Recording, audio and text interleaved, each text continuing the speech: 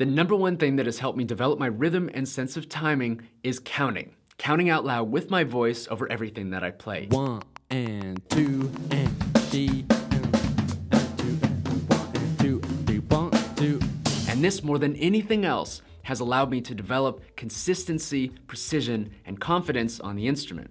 Counting helps you play better with the click track, and it also helps you play better without because it develops your sense of internal timing. And the key to it all is the voice. In order to understand the role that counting plays, we first need to understand where we're going with this. Counting is a means to an end. It's a developmental tool, but our goal is great timekeeping. For the purposes of this video, I'm going to define great timekeeping as simply the ability to place notes where we want them in time. And that's really all rhythm is. It's the space between the notes, and the more control we have over that, the more control we have over creating a desired musical effect. And so that doesn't mean that you have to sound like a robot and be completely quantized. The point here is to have control, and then once you have that control, you can put those notes wherever you want. So we want to be able to place notes where we want, and to do so consistently. We want this to be a reliable method that we can count on, no pun intended, whenever we're performing. Now there's lots of advice out there on how to do this, how to develop your timing, but I'm most interested in what the best do. What do the best timekeepers in the world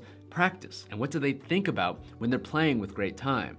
And it turns out there's a lot of similarities, and I've had the opportunity to speak with a lot of them over the last 20 or so years of playing the drums. And so you can look at professional drummers, world-class people, professional musicians, or the drum corps world. You want to talk about precision and spot-on timing, look no further than drum corps.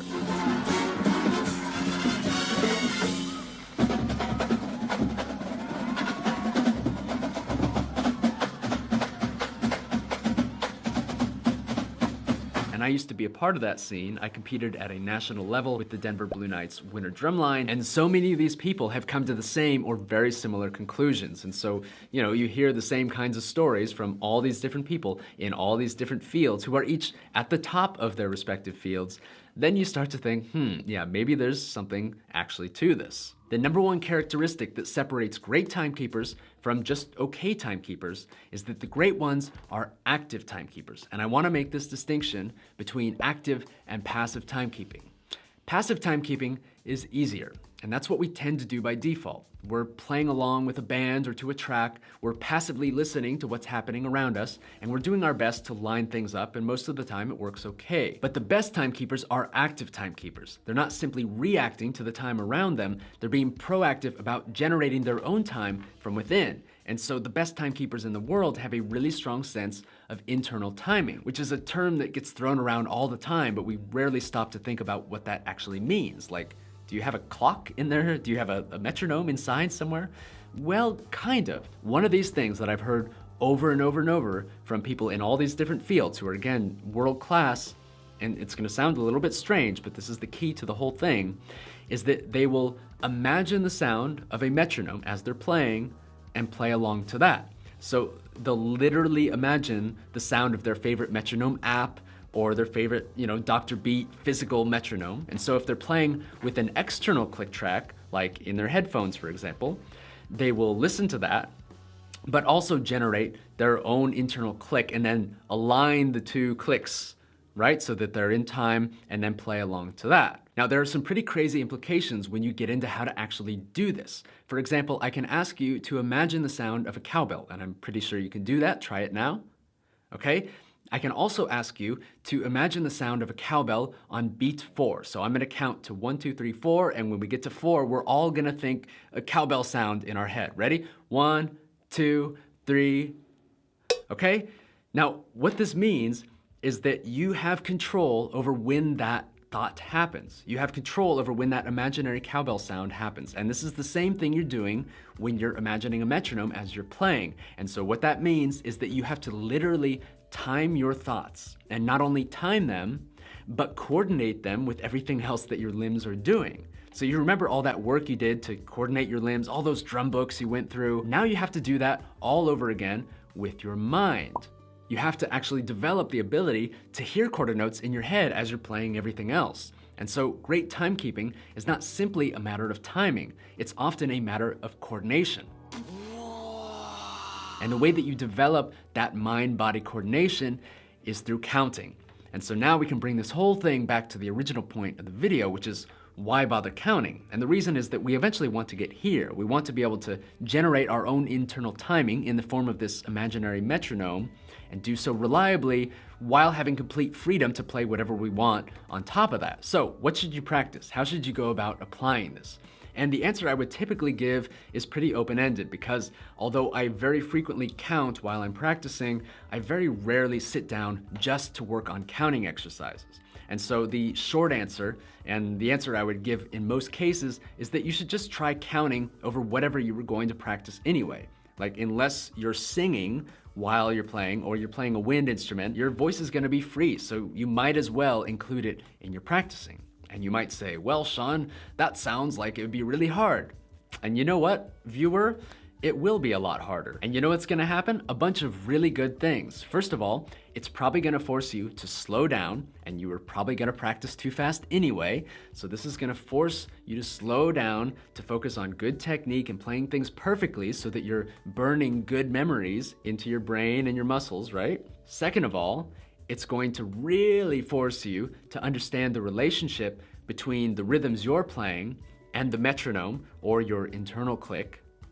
And by the way, that's the whole point of this video, is that you want to be able to play whatever you want while hearing consistent time. And third of all, once you've gone through that process of figuring out how to count over something, which is not so easy, once you take the voice away, everything else is so much easier. You have so much more capacity, so much more like brain space to think about other things, which you're inevitably gonna need in a live performance situation or in the studio, right? As soon as you get out of the practice room, there's new variables, things change, and you've got to be able to go with the flow. And so the more brain space you have, for lack of a better term, to think about other things, the better. If you are completely new to counting, I would probably recommend that you start just by playing a simple beat and seeing if you can say 1, 2, 3, 4 over that.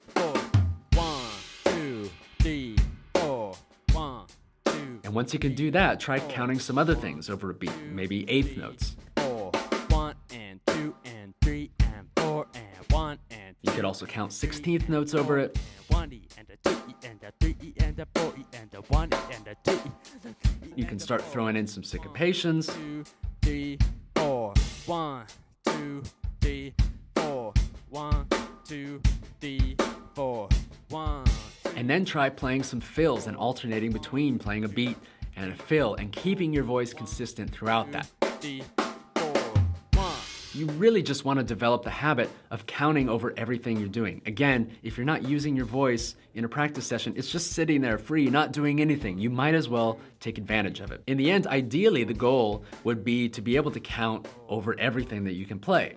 In practice, will that happen? Probably not, but you want to get as close to that point as you can. I mean, I can probably count over 95% of everything that I can play, and that's because I've made this a principle of, it's a way of life, really. It's a principle that I apply in all of my practicing. Like when I learned the black page, and I tried to do it without counting, and I'm just kind of approximating it. It's like, oh yeah, I got it, it'll be fine. Nope, wrong. I had to go back and I learned how to count over the entire piece straight through. 1 and 2 and 1, 2, 3, 4, 5, 1, 2, 3, 4, 5, 1 and a 2 and. And then after that, I was able to actually play that comfortably. So counting is just massive. It's one of the most important things that I've ever learned on the instrument. And actually, by the way, I wasn't always into it. When I was first learning the drums in 6th grade, I was in the middle school band, and our band director was making us count over stuff, and I hated it. I thought, this is stupid. I understand the rhythms. I know 8th notes are twice as fast as quarter notes, and 16th notes are twice as fast as that. I don't need to count. I understand it. I got it. And it wasn't until 10 years later that I realized the true value of it. It's not so much for understanding things, although it's helpful for that. It's really super valuable for developing your internal time, and especially as drummers, like this is our job, to hit the right things at the right time. And sometimes not even the right things. You can hit the wrong thing at the right time and it might work musically. So this timing stuff is so fundamental that it might just be the most important thing that we can work on. And as they say, timing is everything. So I encourage you to try this in the practice room, count over anything, and let me know how it goes. And be patient at the beginning. It's gonna be hard. I can warn you right now, the beginning will be difficult, but it will be worth it, and it might even just be fun. So with that, I hope that you've enjoyed this video. Thanks for watching. I'm out of here.